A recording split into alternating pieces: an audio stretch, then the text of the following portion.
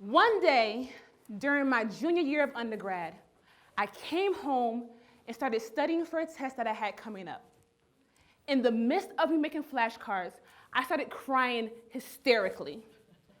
Now, while this may not seem unusual for a college student, this time the tears were different, because I had come to the realization that I had no longer wanted to do what I was majoring in, and for me, my life was crumbling around me. I picked up the phone and I called my mentor, Marquita, and I expressed to her my dilemma. And after about 15 to 20 minutes of venting, I was expecting her to give me one of her most profound pieces of advice that she had given me. And this time, she had given me her best advice yet, even though I didn't realize it in that moment. She said, "Christine, why don't you just change what you're doing?"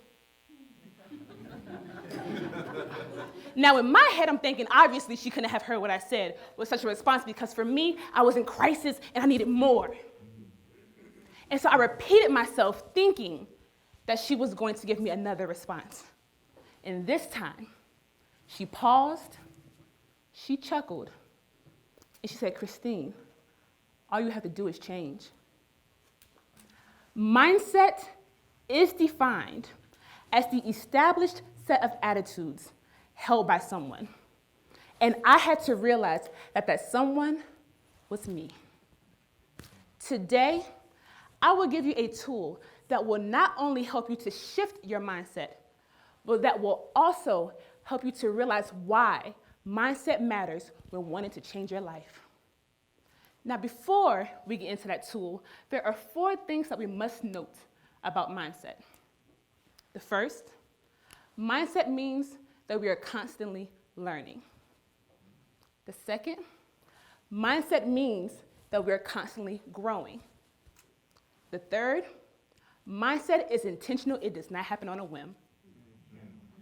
And the fourth, the mindset that you have will be the legacy that you leave.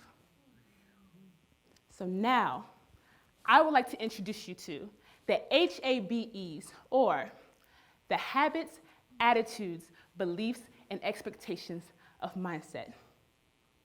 So starting off, habits.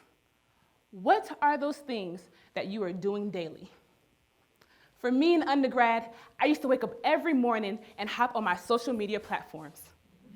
I had convinced myself that that was how I stayed in the know, that was how I stayed connected, and that was even how I got my news. But what I didn't realize was how harmful it was for me to wake up each and every morning and focus on everything and everyone else except for myself. So think to yourself, what are those things that you are doing daily?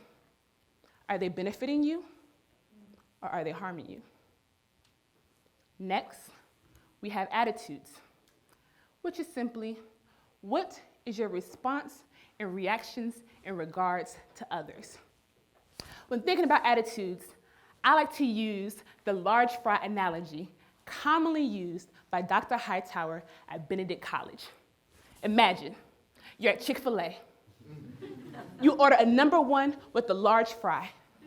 You drive up to the window, you pay for it, they give you your food, and you drive off. As you are driving home, you reach over to find that they have forgotten your large fry.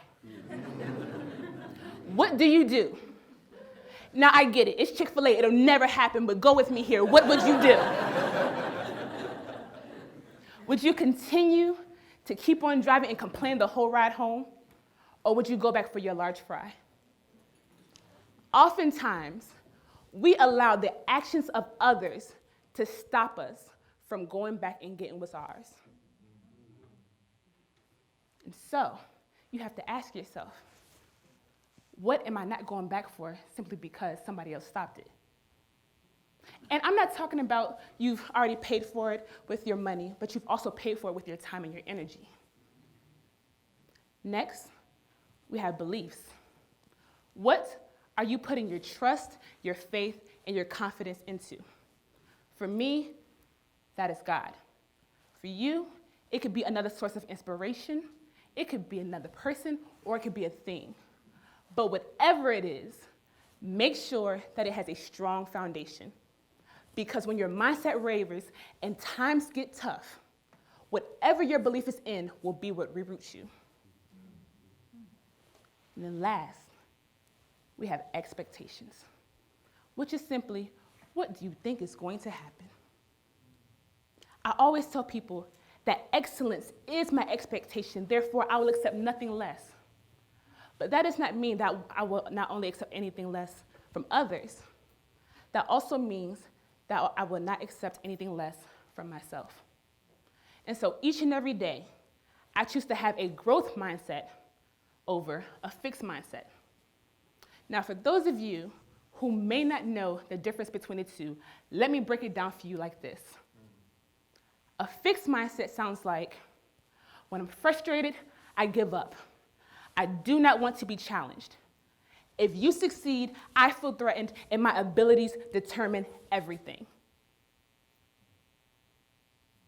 Whereas a growth mindset sounds like, when I'm frustrated, I persevere. I want to be challenged. If you succeed, I'm inspired, and my effort and my attitude determine everything. So now that you have that tool, I would like to give you 5 ways that will help you to stay consistent with your mindset. The first one is self-reflection. How many of us have ever been an autopilot with anything in our lives? Yep, that's real. Self-reflection helps to break those things that are in autopilot for us. An activity that I like to use to help me with this is called trash versus treasures. You simply get a piece of paper and you write down all of your negative thoughts, all of your trash thoughts, and you literally crumple it up and you throw it away. And then you get another piece of paper and you write down all of your positive thoughts, all of your affirmations, all of your treasures. And you fold that piece of paper and you put it in a box with a lid on it, and you make it accessible to you. So anytime you find yourself in autopilot, you can go back to your treasure box and restore yourself back to your positive mindset. The next, recognize that life is a journey and not a destination. In the beginning, I mentioned that mindset means that you will be constantly learning, which also means that you will be constantly growing, which also means that you will be constantly evolving. So allow yourself space and grace when times get hard, because you will always be arriving when it comes to mindset. Next is be transparent. Find someone to be vulnerable with. Find somebody who is not afraid to check you when your mindset wavers. Now, sometimes this is the hardest one because it makes you check your circle and those who are around you. But your mindset can easily be wavered by those who are around you. The next is give yourself permission. How many times have we told ourselves, oh, I can't do that. I don't know how they're able to act in that way. But that is simply because you have not given yourself permission. And you have not told yourself that you are worthy enough of that mindset shift. And last, pressure makes diamonds. And so the next time that you come up against a difficult situation, ask yourself, is this supposed to teach me something? Am I supposed to learn something from this? Or maybe even, this will be the material that I use for my very first TED Talk.